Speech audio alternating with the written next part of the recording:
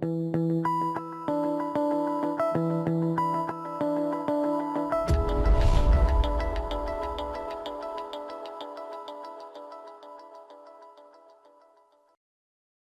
what's up, everybody? This is MDoranD for CardRunners.com, and I'm here bringing you 4 tables of live play action on Bovada.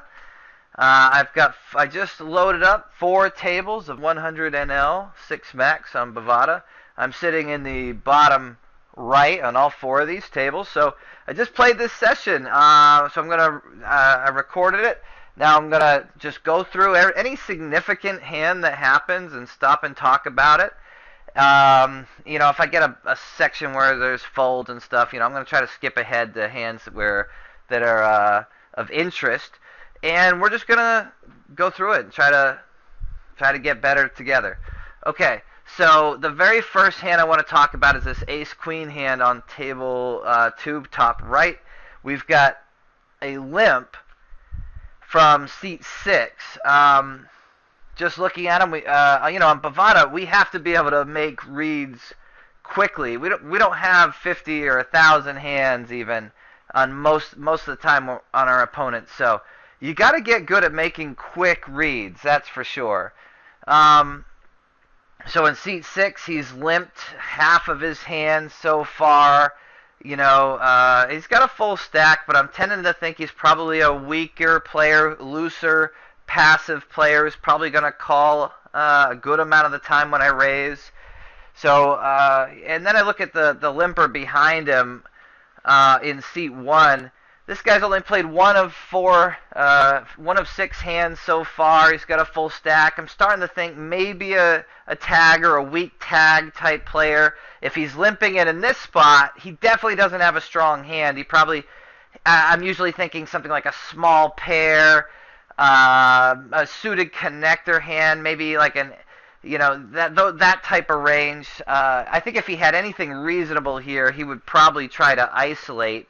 But this is probably a hand he's playing now that wants some sort of high implied odds.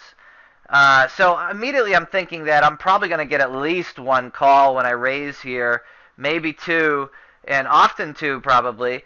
So I definitely want to raise a little bit higher here, so more than 3, more than 4. I end up going with 5. I think I probably would have been okay with 6 or 550 even, but I will certainly accept 5.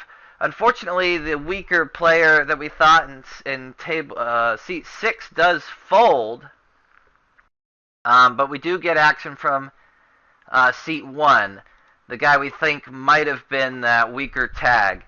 So I hit this flop. Now, this is obviously a great flop for my hand, and I do think that against the range that I'm immediately starting to build for him, that I think I can get called by a decent part of it. He's going to call with any pair, I think, here. I don't think he's going to fold a pair on this flop for 1 bet. I do think some of his suited connectors could be around here, like 5, 6, or these types of hands that could float. So I think I'm going to get called here. I don't think he's very strong unless he made a set generally, but I do think he'll probably call 1 bet here. I don't really expect him to call 2 or 3 bets at this point. Unless he does make a really strong hand. Now, I do bet $8, and he calls somewhat quickly. A somewhat quick call would be in line with the type of range that I think he might be on. And now, the turn is an ace, obviously a great card for our hand. But that said, probably not such a great card for our opponent's hand. And I'd have to think at this point, we just have a lock on the hand, and most of the time this ace was bad for our opponent's range. At this point, I'm thinking about checking to call. I think betting just gets a fold like 90% of the time, like maybe more than that, and unless it's like a real cooler type situation. In that case, we might be in trouble. So I'm checking here to call. If he bets, I'm not going to raise. I'll probably check to him on the river as well. But I just don't think he probably has very much here.